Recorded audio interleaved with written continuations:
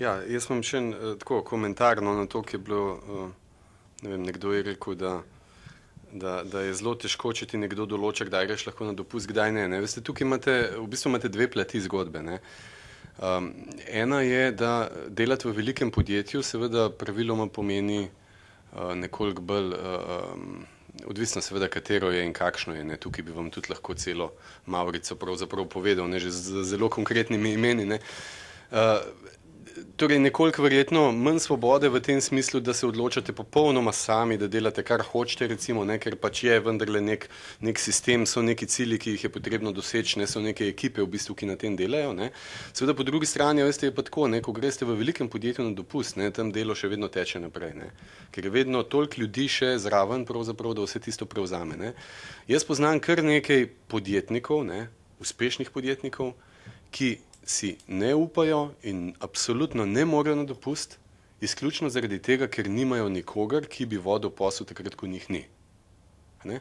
Tako da malo podjetje ne pomeni nujno svobode, ne, v bistvu, ne. Svobodo pomeni mogoče kakšen tak svobodni umetnik, recimo, ne, pa tako malo, ne, recimo, mogoče projektno orientirano delo, ne, ko delate na projektu, recimo, ne vem kaj, pol leta, recimo, garate kot črni, recimo, poste pa pol leta frej, pa greste, recimo, po Evropi, pa po svetu, recimo, potovati, ne.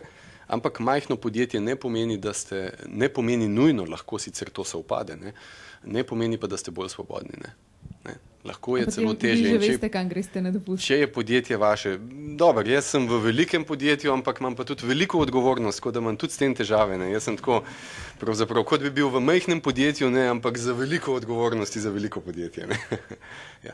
Mogoče sam še en čist, no, to je pa moja osebna zgodbica, ne, ki vas bo mogoče malo zabavala. No, in primer, kako sem pravzaprav jaz torej v letu, ko sem jaz zaključil z vsemi izpiti, ne, jaz sem imel takrat tako ambicijo, sem rekel, ok, zdaj pa junija končam izpite, potem hitro eno diplomo vzamem, ne dvignem, torej prijavim temo, ne, diplomiram in potem jeseni vpišem podiplomski študij, ne. In jaz sem to v resnici, torej ta korak, torej naredil sem izpite, dvignil sem diplomsko nalogo, ne, potem v tistem času, ki je pa sledilo, ne, sem bil pa potem deležen enih takih, rekel, zelo močnih lobiranj, ne, ljudi, ne, da naj tam v študentski organizaciji, ne, da pa glih jaz sem pa tiskal sem ta prav, ne, da bi tam pač prevzel določene stvari, ne, mogoče to tudi kakšni že poznate, ne, kako to gre, ne. In seveda sem se potem za to tudi odločil, ne. Kaj se je meni zgodilo? Jaz sem imel dvignjeno temo diplome, časa mislim, da takrat je bilo 3 mesece ali pol leta, ne vem natančno, ne. Popolnoma sem padel v tisti svet, ne, mislim res v celoti, ne, jaz sem se temu posvetil tako kot služba, mislim, oziroma še več, ne, mi smo zjutraj prileteli na šov, ne, domov sem se vračal ob enih po noč, ne, mislim, ne, policaji so me celo sprašvali, ne, kaj se z mano dogaja, recimo, če so me kje ostavili glih v avtu, ne. Torej, kaj se je meni zgodilo, ne, jaz dobivam, mislim, da sem dobil ene 2 opozorili tukaj iz fakultete, da meni bo zapadla tema diplomske naloge. Torej, jaz tudi slučajno nisem bil niti z odstotkom možganov na fakulteti, v bistvu in na to niti nisem odreagiral, ne, da ker je meni v resnici ta tema tukaj zapadla na fakulteti, ne. V bistvu to je bila takrat ena taka dosti velika afera, ker so rekli, torej jaz sem bil takrat vendarle tudi med boljšimi študenti in so rekli, ne vem, najboljši študent v letniku, to je velika sramota za fakulteto za elektrotehniko, najboljši študent v letniku, ne, ni končal diplomske naloge, ne, v bistvu in mu je tema zdaj zapadla, ne.